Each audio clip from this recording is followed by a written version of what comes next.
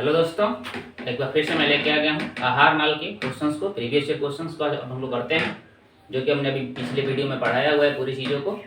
आइए देखते हैं। सबसे पहला सवाल आपका साइड में आपको क्वेश्चन दिख रहा होगा।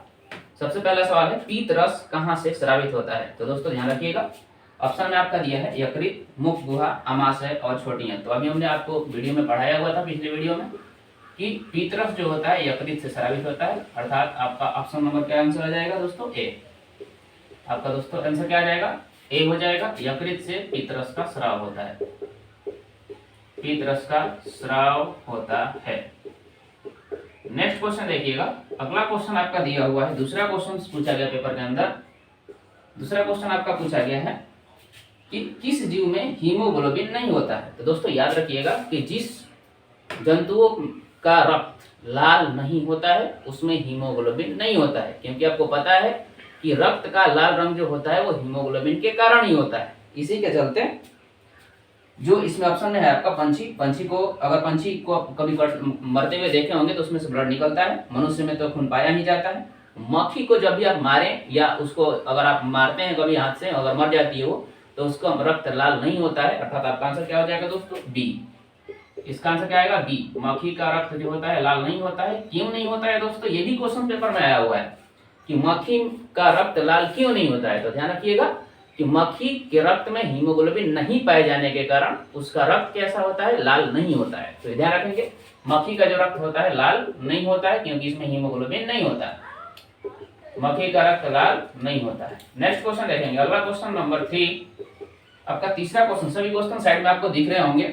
आपका अगला क्वेश्चन क्या है, हीमोग्लोबिन की कमी से कौन सा रोग होता है। तो दोस्तों ध्यान रखिएगा, एक क्वेश्चन ही अगले पार्ट से ले लिया गया है। हीमोग्लोबिन की अगर कमी होती है शरीर के अंदर तो हीमोग्लोबिन की कमी से एनीमिया नामक रोग होता है। हीमोग्लोबिन की कमी से एनीमिया नामक रोग होता है।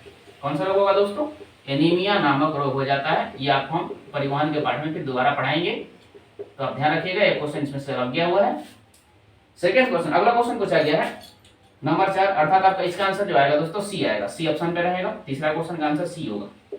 चौथा क्वेश्चन आपसे पूछा गया है, ध्यान दीजिएगा, कि मनुष्य के आहार नाल में अवशेषीय अंग क्या है। तो ध्यान देखिएगा दोस्तों, वीडियो में मैंने बताया आपको, उस पिछले क्वेश्चंस को हमने समझाया हुआ था। जब फिगर में आपको हम लास्ट में जो चीजों को समझाया हुआ है, इसमें ऑप्शन में क्या है, कोलन, सीकम, अपेंडिक्स, रेक्टम। तो आपको याद रखना है कि अवशेषी अंग का जो पॉइंट हमने समझाया हुआ है वो अवशेषी अंग किसे कहेंगे हम लोग, अवशेषी अंग अपेंडिक्स को कहते हैं। और एक लौता क्वेश्चन यही पेपर में पूछा जाता है लगातार दोस्तों, ध्यान रखना। तो अपेंडिक्स हमारा क्या हो जाएगा, अवशेषी अंग हो जाएगा। अगला क्वेश्चन देखेंगे, कोलन और रेक्टम बड़ी आंत के भाग होते हैं और सीकम है छोटी आंत और बड़ी आंत का जोड़ पॉइंट। अगला क्वेश्चन देखते हैं। अगला क्वेश्चन पूछा गया, ट्रिप्सिन नामक एंजाइम कहां से निकलता है, ट्रिप्सिन नामक एंजाइम का कार्य क्या होता है। तो ध्यान रखिएगा दोस्तों, ट्रिप्सिन जो है वो प्रोटीन का पाचन करता है, अर्थात पांचवा क्वेश्चन का आंसर जो होगा, ट्रिप्सिन जो है, ट्रिप्सिन नामक एंजाइम जो है वो प्रोटीन का पाचन करता है।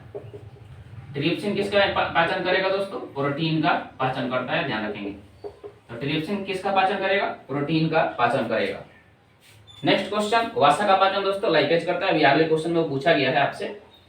अगला क्वेश्चन आपसे पूछा गया, मुख गुहा में आहार का कौन सा भाग का पाचन होता है। मुख गुहा में, ध्यान रखिएगा दोस्तों, वो मुख में पूछ रहा है, तो मुख में क्या पाया जाता है, लार। तो एक क्वेश्चन यहाँ पे आप नोट करेंगे, हमने वीडियो में नहीं पढ़ाया हुआ है। लार में एमाइलेज या टाइलिन नामक एंजाइम पाया जाता है।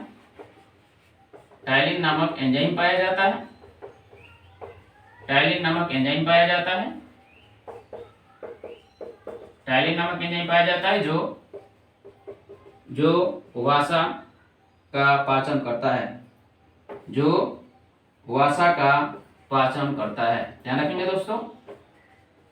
तो अब यहाँ से आप बता सकते हैं, क्योंकि लार ग्रंथियां कहाँ पाई जाती हैं, मुख के अंदर, और मुख में किसका पाचन होगा दोस्तों, तो वसा का पाचन होगा। बात क्लियर हो गया होगा। आगे बढ़ते हैं नेक्स्ट क्वेश्चन की तरफ। आपका अगला क्वेश्चन क्या पूछा हुआ है दोस्तों, ध्यान दीजिएगा। क्वेश्चन नंबर 7 नंबर क्वेश्चन पूछा है कि दांत की जो ऊपरी परत होती है वो क्या कहलाती है। तो दांत के बारे में हमने दो चीजों को अभी आपको समझा दे रहा हूँ, ध्यान दीजिएगा अच्छी तरीके से। दांत अगर बनने की बात है तो दांत बनते हैं जो डेंटाइन के बनते हैं। दांत जो बनते हैं दोस्तों किसके बनते हैं, डेंटाइन के बनते हैं। और दांत का सबसे कठोर भाग यानी कि दांत की ऊपरी परत जो होती है वो सबसे कठोर होती है और इस कठोर भाग को हम लोग कहते हैं इनामेल। तो इस क्वेश्चन का उत्तर निकल गया होगा। आपका आंसर क्या आ जाएगा दोस्तों? मुख गुहा में आ रहे हैं। दांत की सबसे ऊपरी परत क्या कहलाती है दोस्तों? तो इनामेल कहलाती है। आपका ऑप्शन नंबर कौन सा हो जाएगा? बी। दांत का सबसे ऊपरी परत क्या हो जाएगी? एनामिल। और इसके नीचे जस्ट नीचे होती है डेंटाइन, जिसके दांत बने होते हैं। तो एनामिल का निचला परत जो होता है वो डेंटाइन होता है, जिसके दांत बनते हैं। और दांत की ऊपरी परत जो सबसे कठोर पदार्थ है, शरीर का सबसे कठोर भाग, शरीर का सबसे कठोर भाग है ये, ध्यान दीजिएगा। सब शरीर का सबसे कठोर भाग कौन सा होता है? एनामिल होता है। ध्यान दीजिए अच्छी तरीके से। अगला क्वेश्चन देखेंगे हम लोग।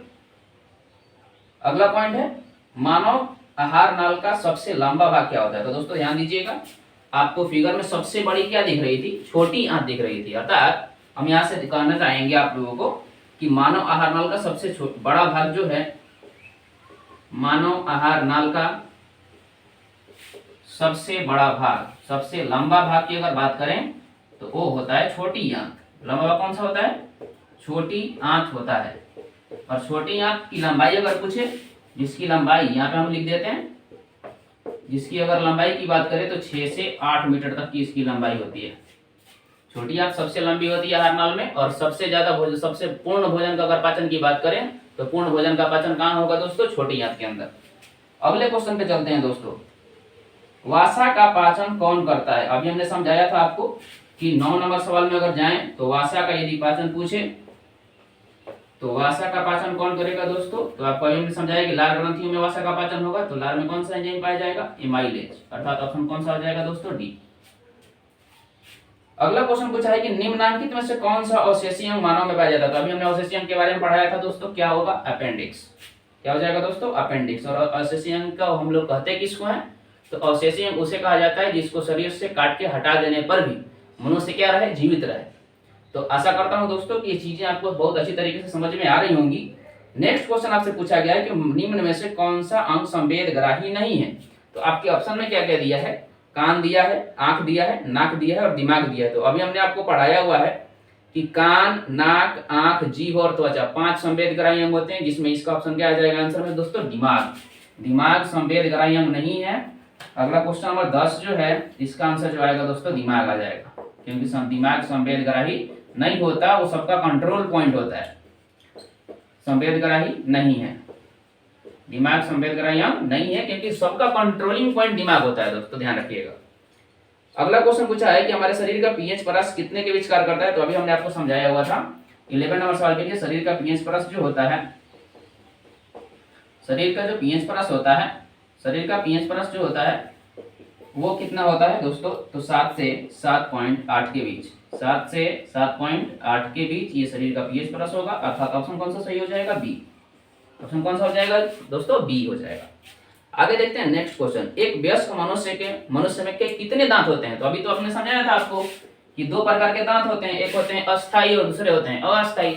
अस्थाई दांत जो होते हैं 32 होते हैं, अस्थाई जो दांत होते हैं वो 20 होते हैं। अस्थाई दांत के बारे में हमने आपको समझाया कि वैसे दांत जो 2 बार जन्म ले वो अस्थाई दांत हैं, और वैसे दांत जो केवल 1 बार जन्मे तो वो टूटे नहीं, मतलब वो मतलब जिंदगी भर चले। बात समझ में आ रहा है अच्छे तरीके से? तो आगे आते हैं। अगला क्वेश्चन आपसे पूछा कि एक वयस्क मनुष्य के मुख में कितने दांत होते हैं? दांतों की संख्या अभी हमने आपको समझाया कितना होते हैं, और दांतों की संख्या कितनी होती है? 32। अगला क्वेश्चन, लास्ट क्वेश्चन आपका रहेगा कि मनुष्य के शरीर की सबसे बड़ी ग्रंथि कौन है? तो हमने चर्चा किया हुआ है कि मनुष्य की शरीर की सबसे बड़ी ग्रंथि की बात करें तो शरीर की सबसे बड़ी ग्रंथि होती है दोस्तों कौन? लीवर। शरीर की सबसे बड़ी ग्रंथि कौन होती है? लीवर होती है। शरीर की सबसे बड़ी ग्रंथि कौन होती है? लीवर, जिसको हम लोग यकृत कहते हैं। यकृत होता है। शरीर की सबसे बड़ी ग्रंथि कौन होती है? लीवर होती है। ध्यान रखेंगे। आशा करता हूं दोस्तों आहार नाल की ये सारे क्वेश्चंस प्रीवियस ईयर के हैं और ये अच्छी तरीके से आपको समझ में आ गए होंगे। और अब हम मिलते हैं अगले क्लास में, तब तक के लिए जय हिंद।